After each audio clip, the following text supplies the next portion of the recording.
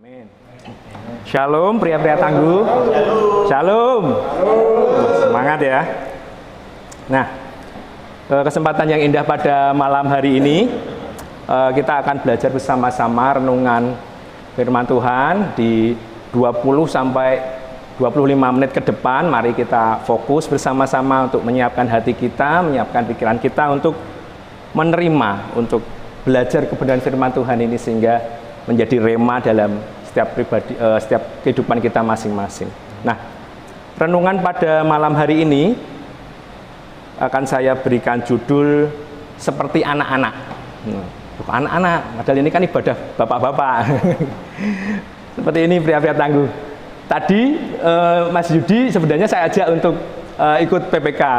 Baksonya sudah selesai, sudah habis jualannya.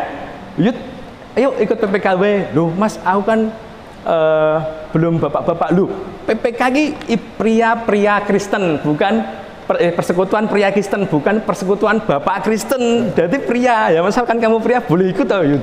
Seperti itu. Aku malu Mas seperti itu. Jadi pria-pria Kristen tidak harus menjadi bapak dulu ya. Jadi terbuka untuk pria, asalkan pria dewasa yang mau bersekutu bersama-sama di tempat ini. Nah, yuk sebelum kita merenungkan lebih dalam lagi, kita akan membuka Alkitab kita. Kita akan membuka di kitab Matius pasal yang ke-18 ayat yang ketiga dan keempat. Saya akan bacakan buat sobat-sobat sekalian. Matius 18 ayat yang ketiga dan keempat. Lalu berkata, aku berkata kepadamu, sesungguhnya jika kamu tidak bertobat dan menjadi seperti anak kecil ini, kamu tidak akan masuk ke dalam kerajaan surga. Sedangkan barang siapa merendahkan diri dan menjadi seperti anak kecil ini, dialah yang terbesar dalam kerajaan surga. Amin. Saya yakin perikop ini sudah tidak asing ya, sudah sering kita dengar, sudah sering sekali kita membacanya mungkin. Tapi saya ingin mengulas atau apa ya, belajar dari perikop ini hal-hal yang dari sisi yang lain. Jadi kita ingin belajar dari anak-anak. Nah, kurang lebih 1 tahun ya, 1 tahun saya dipercayakan untuk melayani di PPA sebagai tutor drum ya, Om juga tahu, sebagai tutor drum. Jadi saya secara langsung berhubungan dengan anak-anak berusia kisaran 7 sampai 12 tahun. Jadi ada macam-macam, ada anak mulai dari 7 sampai 12 tahun yang belajar untuk bermain drum dari dasar, dari nol, tidak bisa tahu tentang drum. Kita belajar sama-sama sampai akhirnya nanti sedikit-sedikit bisa bermain drum. Nah, saya menjumpai bermacam-macam karakter di dalam saya melayani anak-anak ini ya, karena kan banyak ya tipe-tipe anak-anaknya itu. Saya menjumpai berbagai macam karakter. Ada yang pemalu, pasti ada yang pemalu, ada yang super aktif, ada yang apa ya, ya hiperaktif malah yang lari-lari seperti itu. Ada juga yang macam-macam, pokoknya sebagian karakternya bermacam-macam. Nah, semakin saya mengenal anak-anak ini, semakin waktu saya sering ketemu. Kecuali ini ya, kita masih libur ke drumnya berapa bulan udah, wah sampai saya kangen sama anak saya, sampai posting foto ya di Instagram, kalian lagi ngapain. Kalau yang ada kontaknya mungkin masih bisa ya, kalau yang tidak ada itu wah kita lama tidak ketemu seperti itu. Nah, semakin saya mengenal mereka, dari waktu-waktu banyak hal yang saya pelajari dari anak-anak yang menurut saya istimewa ini, anak bermacam-macam karakter yang istimewa ini. Nah, semakin saya mengenal mereka itu kok membuat saya semakin mengerti maksud Tuhan, maksud perkataan Tuhan Yesus kepada murid-muridnya di dalam perikop yang barusan kita baca tadi. Nah, pertanyaannya adalah, mengapa kok Tuhan Yesus itu mengaitkan kerajaan surga dengan anak-anak? Nah, mengapa kok anak-anak ini kok kesannya dalam tanda kutip istimewa sekali gitu loh bagi Tuhan Yesus gitu. Nah, kita mau belajar bersama-sama. Alkitab mencatat bahwa bagaimana senangnya Tuhan Yesus kepada anak-anak. Bahkan waktu murid-muridnya ingin mengusir ya anak-anak, Tuhan Yesus melarangnya dan bahkan menganggapnya luar biasa penting ya, sangat penting bagi Tuhan Yesus. Nah, bukan karena fisiknya mungkin ya, bukan karena fisik yang lucu, gemesin gitu ya, tapi karena kesederhanaan mereka. Anak-anak itu kan memang terkenal dengan pribadi yang polos, sederhana. Kesederhanaannya kok simpel lah ya. Anak-anak ya anak-anak seperti itu, simpel sekali. Nah, malam ini kita mau belajar bersama-sama dari sifat anak-anak yang bisa kita pelajari, bisa kita aplikasikan di dalam kehidupan kita sebagai orang dewasa, sebagai orang percaya, sebagai pemimpin keluarga kita masing-masing, untuk ya menjadi pribadi yang berkenan kepada Tuhan Yesus. Nah, setidaknya ada 3 hal yang kita ingin pelajari tentang sifat-sifat dari anak-anak yang menurut saya istimewa sekali. Nah, 3 hal. Yang pertama, kita langsung masuk yang pertama. Sifat anak yang pertama yang menurut saya istimewa itu adalah tidak khawatir. Benar ya? Anak-anak itu tidak pernah mengenal kata khawatir. Pernah nggak Om Ung nih, si Landai ya, benar ya? Landai khawatir besok nggak bisa minum susu. Pernah nggak? Nggak pernah ya? Oh ya, aku khawatir besok susunya jauh ora. Tidak pernah ya kita menjumpai anak balita seperti itu, khawatir besok minum susu masih bisa minum susu enggak ya, atau masih bisa makan bubur enggak ya, seperti itu. Atau anak usia 3 sampai 6 tahun yang mungkin berpikir besok masih bisa sekolah atau enggak ya, besok aku sekolah bisa enggak ya. Pasti tidak ada ya saudara-saudara sekalian, pasti mereka tidak pernah khawatir akan pas besok ya wis, pokoknya hari ini kita menikmati hari, seneng-seneng ya, pokoknya kalau susunya habis nangis ya, seperti itu ya, tidak pernah ada khawatir seperti itu. Nah, mengapa sih kok anak-anak itu tidak pernah khawatir? Pertanyaannya adalah, mengapa kok anak-anak tidak pernah khawatir? Karena mereka tahu bahwa mereka itu memiliki orang tua. Benar ya? Mereka tahu mereka memiliki orang tua. Nah, di dalam alam bawah sadar mereka meyakini bahwa orang tua mereka itu bisa memenuhi seluruh kebutuhan mereka, seluruh permintaan mereka. Jadi mereka menganggap orang tuanya itu, ya pokoknya saya bisa memenuhi seluruh kebutuhan mereka. Nah, kita sebagai pria dewasa ya, sebagai orang-orang dewasa, sebagai orang percaya, malah kadang kita sering khawatir ya. Ya gitu, manusiawi sekali ya, kadang sering sekali masih ada rasa-rasa khawatir seperti Pak Darto tadi sampaikan, masih ada kekhawatiran tentang kondisi yang seperti ini. Saya juga mengalami, Pak Darto, sama temannya banyak. Jadi kondisi sudah seperti ini, yang punya bisnis dampaknya pasti kenal ya, yang jadi karyawan juga ada yang dirumahkan, ada yang dikurangi jam kerjanya, ya pasti berdampaknya luar biasa. Semua terkena dampak dari kondisi yang ada saat ini. Tapi saya ingin sampaikan buat saudara sekalian bahwa mari belajar sama seperti anak-anak yang kita pelajari tadi, bahwa anak-anak tidak pernah khawatir karena mereka mengandalkan orang tuanya. Nah, mari kita juga belajar bersama-sama karena kita juga memiliki Bapa yang di surga. Saya yakin dalam kondisi yang seperti ini, ya pasti adalah deg-degan ya, seperti itu, atau khawatir. Saya juga sering khawatir waktu pertama kali dampaknya seperti itu. Saya sempat saksikan di doa Selasa waktu itu, saya omset Lebaran itu saya dapat, misalnya dapat setengah dari omset tahun lalu, itu sudah syukur alhamdulillah. Tapi puji Tuhan sekali bisa malah sedikit lebih banyak dari tahun lalu. Nah, saat kita khawatir, itu kok semua sistem dalam kehidupan kita ini rasa-rasanya kok ada kayak panik gitu. Jadi tidak berjalan dengan semestinya, tugas semestinya. Nah, makanya yuk kita mau belajar seperti anak-anak tadi, serahkan semuanya kekhawatiran kepada Tuhan, kepada Bapa kita yang surga, kepada orang tua kita yang di surga. Saya yakin apapun kondisi kita, Tuhan tidak pernah meninggalkan kita. Amin. Saya percaya. Jadi apapun kondisi yang kita alami saat ini, yuk kita sama-sama belajar. Seperti anak-anak, tidak perlu khawatir, ya khawatir, tapi ya tidak berlalu sampai paranoid seperti itu. wah ada kasus seperti Pak Darto tadi, ada dari teman dari Bu Darto yang terkontaminasi ya, seperti terkena, terpapar. Kalau kita berpikir apa ya, khawatir terus, malah itu nanti jatuhnya, kalau saya baca dapat info dari Dokter Tirta itu, kalau bapak teman-teman tahu, itu malah melemahkan imun kita, melemahkan imun. Jadi kalau cara kerja COVID itu kan memang ada yang tembok beton, tembok kayu, ada yang tidak ada temboknya. Jadi sistem imunnya misalnya seperti itu. Kalau COVID-nya kena ke tembok yang beton, itu nggak akan berdampak. Jadi karena sistem imunnya kuat. Kalau yang kena tembok kayu, ya seperti itu nanti. Jadi apalagi ditambah dengan punya penyakit bawaan, dan nanti efeknya kan. Apalagi yang tidak ada temboknya, seperti itu, tidak ada, sistem imunnya lemah lah.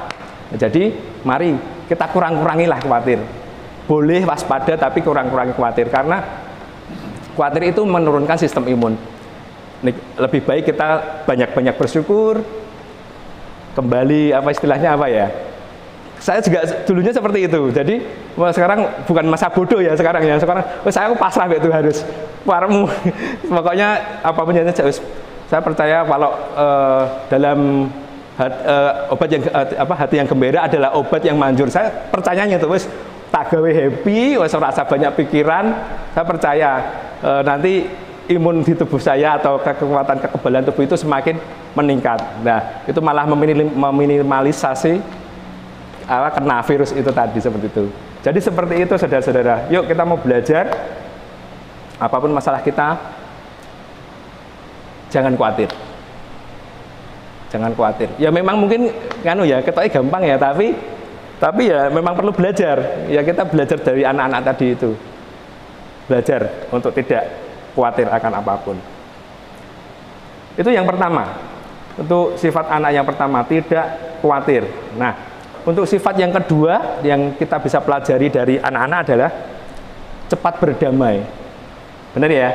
Jadi untuk perihal berdamai itu anak-anak itu top lah ya, memang layak dijadikan teladan buat ya semuanya ya. Jadi ya, anak-anak itu tidak pernah mengenal kata dendam. Jadi ya, mungkin mereka cepat mengekspresikan kemarahannya, mengekspresikan ketidaksetujuannya akan sesuatu, tapi dalam waktu yang tidak lama atau dalam waktu yang singkat bisa langsung meminta maaf. Misalnya kalau dia bersalah langsung bisa berdamai lagi, mungkin misalnya bertengkar dengan temannya. Sama seperti saya pernah mengalami waktu murid saya itu main pedang-pedangan pakai stick drum. Nah, itu tidak sengaja ketutuk, nangis. Jadi tidak sengaja main pedang-pedangan ketutuk, akhirnya nangis. Kenapa kok nangis? Ditutuk loh. Langsung tak tanya, kenapa kok ditutuk? Saya tidak sengaja, tadi mainan pedang-pedangan om. Oh ya udah. Akhirnya yuk minta maaf dulu, kamu minta maaf kalau kamu tidak sengaja, langsung minta maaf, damai. Selesai, beres. Jadi ya wes kayak tidak terjadi yang tadi lagi, tidak ada yang masalah lagi. Seperti itu, sesingkat itu. Jadi anak-anak seperti itu. Tidak pernah ada istilahnya dendam-dendam, tidak pernah ada kata gengsi untuk meminta maaf. Nah, ini pasti sangat jauh berbeda ya dengan kalau misalnya kita bandingkan dengan orang-orang dewasa yang kita temui ya. Jadi biasanya kalau ada sesuatu walaupun sudah salah nih, sadar salah, tapi kalau untuk mengucapkan maaf itu kadang gengsinya yang besar. Gengsi yang besar. Nah, bukannya nggak mau, tapi gengsinya itu menutupi untuk tidak mau meminta maaf. Nah, mulai sekarang mari pria-pria tangguh kita untuk sama-sama belajar menjadi pribadi yang mudah berdamai, sama seperti anak-anak kecil tadi. Mudah banget berdamai, tidak gengsi meminta maaf. Kalau salah minta maaf. Atau kalau misal sama seperti Mas Ung sampaikan tadi, kalau kita salah minta maaf, kalau kita yang disalahi kita harus mau memberikan maaf, seperti Mas Har tadi sampaikan tadi. Kalau sudah minta maaf ya kita harus maafkan, karena ya seperti kata Tuhan Yesus ya, kita doa Bapa kami lah ya, kalau kita ingin diampuni kita harus mengampuni orang yang bersalah kepada kita. Nah, dan saya yakin kalau hidup dengan berdamai, dalam kondisi berdamai itu saya yakin lebih enak ya, lebih dinikmati ya, lebih enak, nggak banyak drama gitu loh ya, jadi nggak banyak, jadi enjoy gitu. Jadi yuk mulai sekarang kita mulai belajar dari anak-anak kita untuk cepat berdamai, minta maaf, mau memaafkan. Jadi cepat masalah selesai dengan minta maaf, itu sebenarnya itu jalan apa ya, langkah pertama untuk menyelesaikan masalah. Jadi nggak perlu cari solusi apa-apa. Mungkin yang diinginkan orang yang kita sakiti misalnya itu hanya permintaan maaf. Tidak perlu Mas tadi, oh yuk ganti peleknya ganti sih nggak, cukup mungkin dengan permintaan maaf sudah apa namanya, sudah meredakan dulu. Kalau sudah salah ngotot ya, tapi kan malah tambah ngegas ya, seperti itu. Yuk belajar kita sama-sama untuk bisa cepat berdamai seperti anak-anak yang kita pelajari tadi. Nah itu yang kedua. Yang pertama tidak khawatir, yang kedua cepat berdamai, dan yang ketiga atau yang terakhir, anak-anak itu berkata apa adanya. Berani ya, jadi anak-anak itu tidak pernah memilih-milih kata yang dikeluarkan dari mulutnya, atau dipilih-pilih dulu mana yang harus dikeluarkan atau yang enggak gitu ya. Jadi semuanya los, dan bisa dipastikan kalau kata-kata yang disampaikan anak-anak itu pasti sinkron dengan kondisi yang sebenarnya, kondisi yang terjadi saat itu. Misalnya ada kejadian apa, siapa tadi yang ngambil misalnya, pasti tanya anak, pasti juga jawabannya benar. Jadi karena anak-anak pada dasarnya tidak apa namanya, mengucapkan kata-kata yang sebenarnya, kecuali kalau diajari ya. Kalau kecuali kan nanti ngomong ini ya, kecuali itu beda kasus ya. Tapi kalau memang anak-anak itu berbicara sesuai dengan faktanya, sesuai dengan apa yang terjadi. Nah, saya juga pernah ngobrol sama murid saya. Waktu itu saya sempat ngobrol, saya tanyakan kepada murid saya, kenapa kok tidak datang apa namanya, latihan drum. Akhirnya dia cerita nih, waktu itu saudara saya datang, saudara saya HP-nya bagus, ceritanya saudara saya datang, HP-nya bagus, itu kuotanya banyak jadi saya nunut wifi, saya nonton YouTube sampai lama banget, karena kalau sama bapak kan kuotanya dibatasi, ya ini saya nunut di wifi-nya saudara saya, enak enggak dibatasi, jadi saya apa namanya, nggak datang ke latihan karena saya keenakan apa, nonton YouTube seperti itu. Oh seperti itu. Jadi dari situ saya juga langsung bisa menangkap bahwa anak-anak ini tidak mungkin bohong. Bener, dia menceritakannya dengan apa adanya, tidak dibuat-buat seperti itu. Nah, jawaban murid saya ini memang benar tidak dibuat-buat.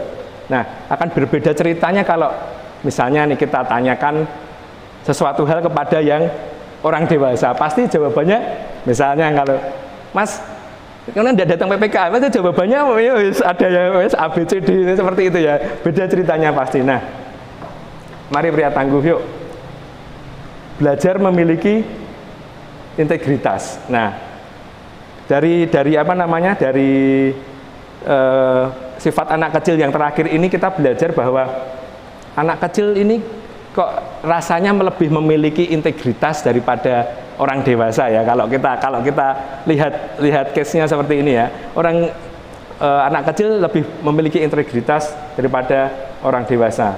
Yuk kita mau belajar juga dari anak kecil ini dengan memiliki integritas, ya, menyesuaikan perkataan kita dengan apa yang terjadi, berkata dengan jujur, ya, jujur apa adanya. Walaupun kata orang dunia jujur itu ajur, tapi kalau kata saya jujur itu mujur.